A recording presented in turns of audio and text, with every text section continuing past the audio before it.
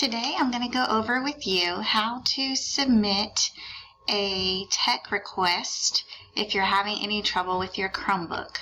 So you're going to start out on your North Wauchula class link page. You're going to log in.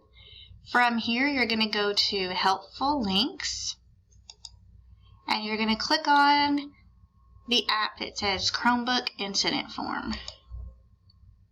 When you click on there, it will automatically pull up a Google form, and in here you will enter your name, your last name, your ID number, your address, phone number, what school you're at, what type of incident you have. So if you've lost it, you can click there. If it needs a repair, you can click there. You've got some boxes that you can check here for issues that you may be having. You'll click on the one that best fits your problem. You will put in your device asset ID, and that's the number on the sticker that looks like the picture here.